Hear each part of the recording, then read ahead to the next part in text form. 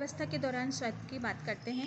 ठीक है, उससे पहले हमने शिशुअवस्था की बात की, उसके बाद हमने पूर्व बाल्यावस्था की बात की, अब मध्यम बाल्यावस्था की बात, उन विशेषताओं के बारे में बात किया। ठीक है, इस अवधि में बच्चे का स्वयं मूल्यांकन अधिक जटिल हो जाता है। इस बढ़ती हुई जटिलता की विशेषता बताते हुए 5 महत्वपूर्ण परिवर्तन हैं।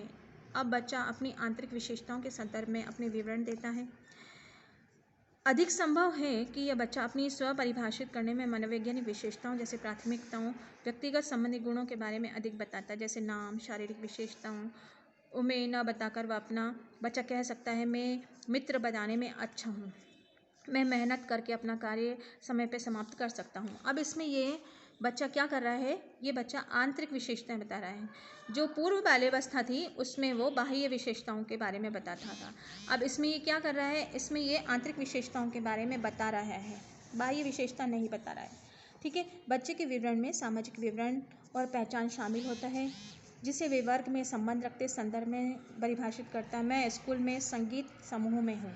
अब वो अपने आप को सामाजिकता विवरण दे रहा है, लेकिन ऐसा पहले के क्या होता है, मध्यम बाल्यावस्था में क्या था, मध्यम बाल्यावस्था ये प्रारंभिक बाल्यावस्था में था कि वो समाज से या किसी से संबंधित कोई बात नहीं करता था, वह स्वयं की बात करता था। यहाँ पे वह समाज से संबंधित बात कर रहा है। ठीक है, बच्चे सामाजिक तुलना करने लगते हैं और स्वयं की वास्तविकता के बजाय लोगों की तुलना के रूप में भिन्न बताते हैं। वे यह सोचते प्रारंभ कर देते हैं कि अन्य की तुलना में क्या कार्य कर सकते हैं, जैसे किरण ने तेज दौड़ सकती हूँ, किरण क्या कहती है, मैं तेज दौड़ सकती हूँ, वह अन्य से तुलना करके अपनी बात कर रही है। ठीक है, सामाजिकता से तुलना कर रही है। लेकिन जैसे क्या था, पूर्व बाल्यावस्था में वो औरों से तुलना नहीं कर रही थी, वो अपनी बात कह रही थी। अब यहाँ पे वो तुलना करके वो चीज़ बता रही है। ठीक है, वे वास्तविक स्वयं आदर्श समूह में अंतर बताने लगते हैं और वे अपनी वास्तविकता की क्षमताओं को उसके पास होनी चाहिए कि समझ कर अधिक महत्वपूर्ण है अंतर बताते हैं। मतलब वो तुलना करके बताते हैं, अपने आप को श्रेष्ठ बताते हैं। इसमें पूर्व विद्यालय बच्चों की तुलना में इस उम्र में बच्चों का स्वयं का विवरण अधिक वास्तविकता हो जाता है। वस्तुओं की स्थिति को अन्य लोगों के नज़रिए से देखने की क्षमता विकास होने के कारण ऐसा वो करता है। ठीक है, तो मध्यम बाल्यावस्था और पूर्व बाल्यावस्था के बीच में अंतर है। पहले वो अपना विवरण अलग देता, स्वयं के बारे में बताता, अब यहाँ तुलनात्मक रूप से वो ज़्यादा बात करेगा।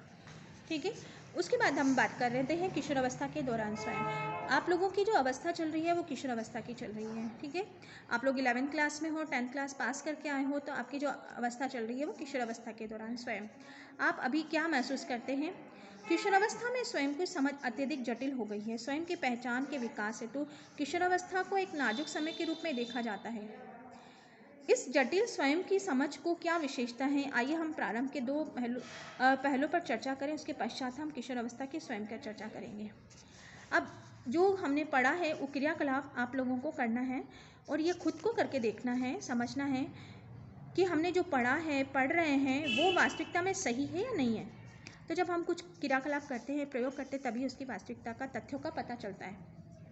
5 वर्ष, 9 वर्ष, 13 वर्ष के बच्चों के साथ मित्रता करें, उन्हें स्वयं के बारे में बताने में कई और विवरण का नोट करें। क्या आप यह पाते हैं कि उन्होंने स्वयं के बारे में बताया है जो आप से उस खंड में पढ़ा है वो परस्पर मेल खाता है, नहीं खाता है। ठीक है, अब पहचान के विषय है तो किशोरावस्था महत्वपूर्ण क्यों है। अब ये हमारी विषय है कि पहचान के लिए किशोरावस्था महत्वपूर्ण क्यों है, इसी आयु को महत्वपूर्ण क्यों माना है, उस पे बात कर रहे हैं। एक प्रसिद्ध मनोवैज्ञानिक एरिक्सन के अनुसार शिशुअवस्था से वृद्धावस्था तक हमारे विकास के प्रत्येक स्तर पर हमें कुछ सफलता पाने होनी चाहिए, जिससे हम विकास के अगले चरण तक पहुंच जाते हैं। उदाहरण के लिए पश्चिम शैशवकाल, प्रारंभिक बाल्यावस्था 2 वर्ष से 4 वर्ष की आयु के बीच का कार्य आंतों व मूत्राशय की क्रियाओं पर नियंत्रण होता है। अन्यथा बच्चे के लिए अधिकांश सामाजिक समूहों क्रियाकलापों में भाग लेना संभव नहीं होगा। क्या होगा, अगर वो इस तरह से शारीरिक क्रिया का उसके शरीर नियंत्रण नहीं करेगा तो वो जो उसकी क्रियात्मक है समाज में वो इन्वॉल्व हो रहा है वो नहीं कर पाएगा। तो पहला उसका शारीरिक परिपक्वता होती है, उसके बाद वो इसमें इन्वॉल्व होने लग जाता है। एरिक्सन के अनुसार पहचान की भावना का विकास करना किशोरावस्था के दौरान स्वयं को संतोषजनक रूप से दर्शाना एक मुख्य कार्य है। किशोरावस्था पहचान के विकास हेतु महत्वपूर्ण अवस्था है, क्योंकि इस समय स्वयं के विकास पर ध्यान अधिक केंद्रित रहता है। ऐसा माना गया है कि किशोरावस्था स्वयं की पहचान बनाने के संदर्भ में कठिन समय होता है। इसके मुख्य कारण 3 हैं। किशोरावस्था से पहले कभी भी व्यक्ति स्वयं को जानने के लिए इतना तल्लीन नहीं रहता है, अर्थात जब वह स्वयं को समझने के अत्यधिक चिंतित रहता है। इसी समय बच्चे क्या करते हैं, अपने आप को कांच के सामने निखारते हैं, अपने आप को कुछ अलग बताने की कोशिश करते हैं। वो अपनी आइडेंटिटी चाहने लगता है किशोरावस्था के समय, और इस चीज़ को लिए वो बिल्कुल अपने आप को इन्वॉल्व हो जाता है। किशोरावस्था में अंतिम वर्ष में व्यक्ति स्वयं और पहचान की अपेक्षाकृत स्थायी भावना निर्मित कर लेता है और कह सकता है मैं यह हूँ। मतलब किशोरावस्था को हम 2 भागों में बांटते हैं, पूर्व किशोरावस्था, उत्तर किशोरावस्था।